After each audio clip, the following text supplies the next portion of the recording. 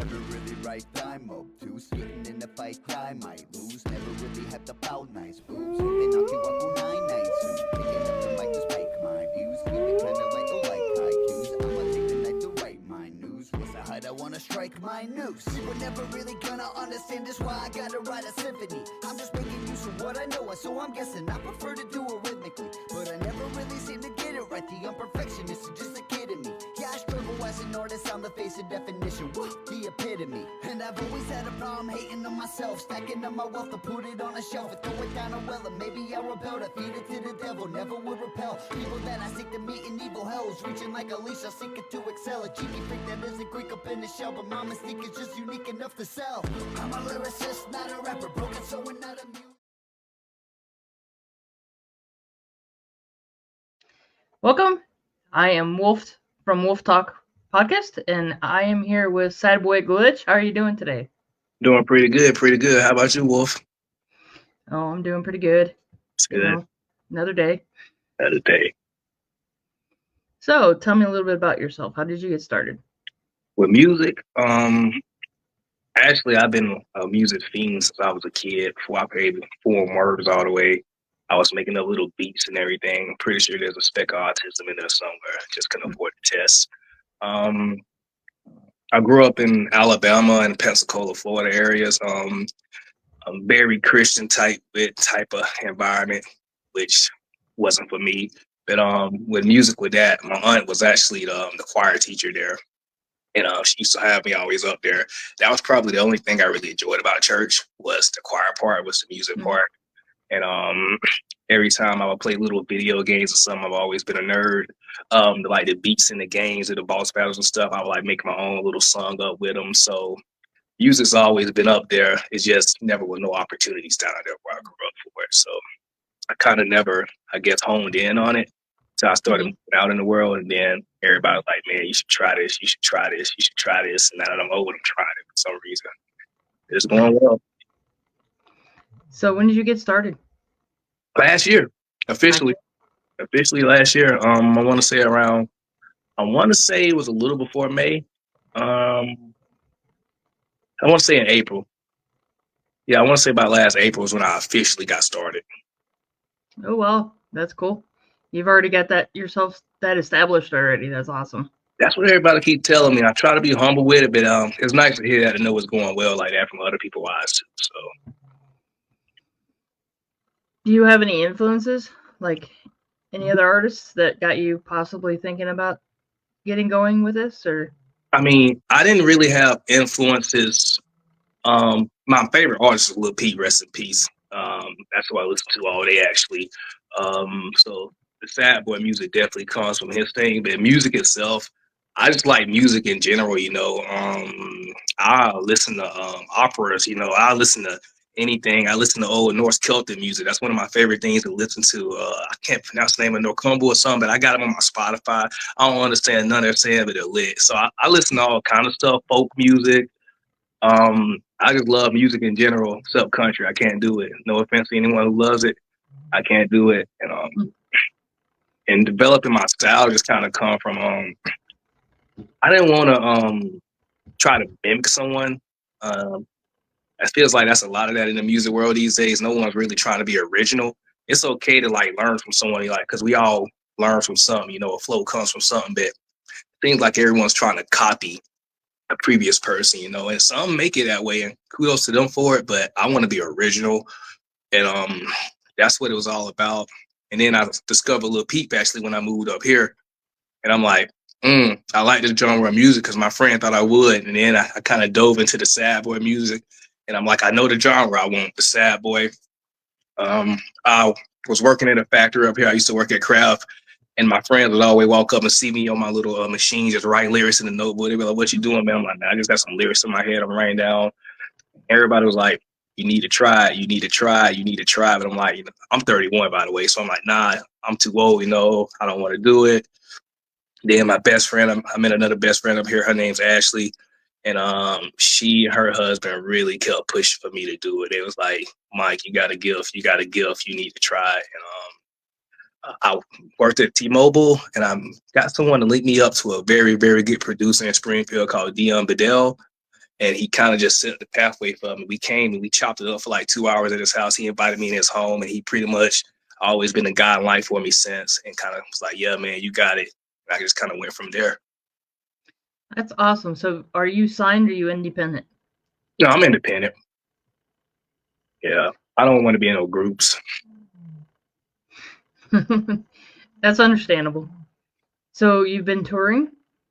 No, not yet. I just been honestly like I literally just started last year. I did shout out to Rich Goodman at Springfield, the Springfield promoting companies, Rich and Johan, because they gave me an opportunity for sure. There was a hex show up here at the OXO bar, and they said, hey man, we're gonna give you a shot. You know, it's just kind of to test the waters. They gave me some tickets to sell, and I oversold the tickets, and then they really liked my performance. And after that, they really took a big step because they hit me up and said, hey, how would you like to be in a 42 Doug show? So I went from doing my first show ever at a little smaller venue to going to the Regency for the 42 Doug. And it kind of took off from there. I think people really like the type of music I bring out because it's different. I don't know if you've heard it yet, but it's not like regular rap. It's definitely got its own little touch to it. Well, that's awesome. So you thinking about getting a whole tour done? I do want to get a tour. What I want to do first, honestly, these next 2 months is speak to people, trusted people who can kind of educate me on that kind of thing, because I'm still new to the scene, and I don't want to try to just rush into anything without knowing it and screw myself over. So I do want to do that because a tour is definitely what I want. But I want to wait till I know the ins and outs of it first, because I don't know how everything works with a tour, the process for paying, you know, getting the bookings and all that. There's a lot to it that I don't know about yet. And I feel I need to learn that before actually taking that step. But Right. that I do plan on doing a tour, hopefully. I honestly would like to do one tours later this year, if not early next year. My biggest goal, though, is to get a slot on Rolling Loud. That's what I want to be at. I want to be on Rolling Loud. That's a good goal. So how many songs do you have out? Let's see. I gotta count on my fingers. So I just dropped another one. So I got Humpty Dumpty, Cross My Heart, Villain, To Live or to Die, Lost in My Mind, Back Against the Wall, Bipolar Motivation, and then I just dropped Crashed Out Life. And then I got another song that I'm finishing up called No Lions, No Kings. I performed that one, but it's not out yet. So I guess you could say 8. 9, actually, my apologies. Yeah, I got 9 total right now. That's awesome. It's pretty good for just starting. Do you have any videos? Working on it now. I just finished paying off the last amount for the video, so we actually are gonna get it started possibly in the next 2 weeks. He got some green screen, so I'm excited. Wow. Okay. Yeah. Got any teasers? I kind of, since it's my first video, it's kind of going to be more of a video with just me and some people who's been supporting me since the beginning in it. You know, it won't be nothing too extravagant. We haven't really deep dived into it yet. It's going to be somewhere around Springfield. I know that much. We're just deciding if we're going to do it on the rooftop of a building or in the actual environment, depending on how this weather is around here. Right. The song is going to be the Crash Out Life song. It's going to be the song for the video, though. I can say that. Okay. Just don't start the video next week. Or this upcoming week. Just don't start the video this upcoming week. Yeah, nah. We still I gotta still see who all wants to be in it first. The coldest time of the year. Yeah, I can't stand the cold. Well, you can always come to Ohio. You know what? When I was living in San Antonio, Texas, I met some really good friends that was from Ohio originally. So, I mean, and I actually met a lot of good people from Ohio, despite the stereotypes online. So, I'm gonna be against it in the future. I have to see. But it's cold up there too. So, yeah, it's cold up here. Yeah. But let me know if you ever come up here, because I could probably get you some shows.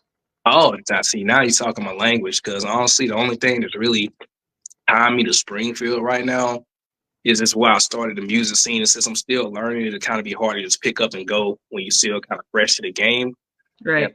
But once I get my feet wet a little bit more, I definitely plan on branching out because I don't want to be in a small town to make it. I definitely want to move somewhere bigger where I can have a bigger audience, and bigger opportunities. Well, that's awesome. So you have any merch? Any merch? No. Everyone's telling me I need to get on top of that with how my style and stuff is. Again, it's about learning about it.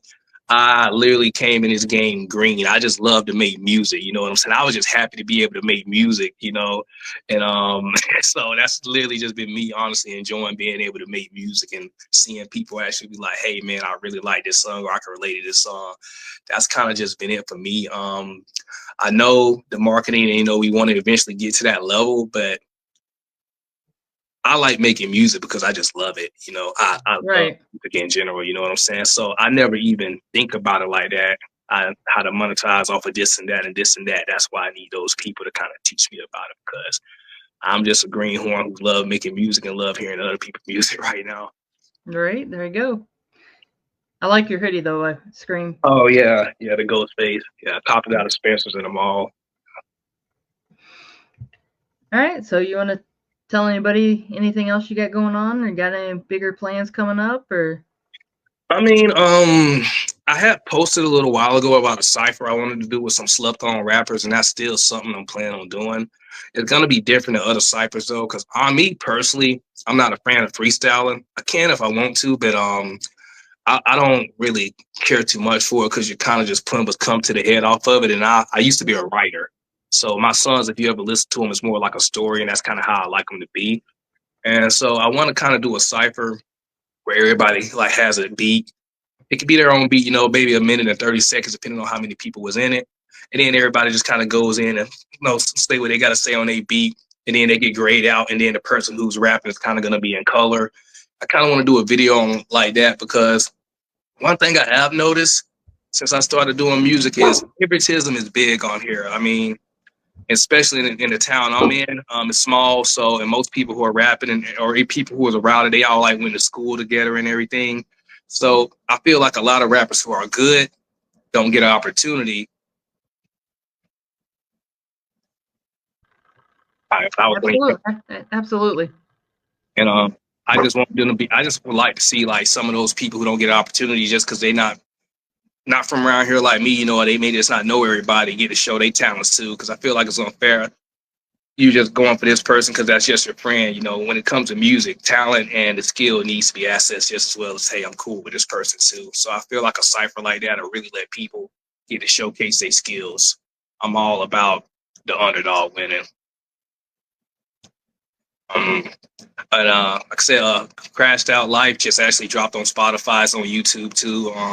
Anyone want to follow me, my name is Sadboi Glitch on Facebook, and you can follow it on there. I got an Instagram too, but I got to learn how to work that. I hate marketing. I will admit, I hate having to share posts all the time. I mean, I just because I feel like I'm begging, and I know what it does for you, but I'm like, man, dude, like, I'll post my video here, and I'm the type to leave it at that. If they like it, they like it. If they don't, oh well. So I really got to get my Instagram up more. But Facebook, you can look up Sadboi Glitch. I post a lot of stuff on there.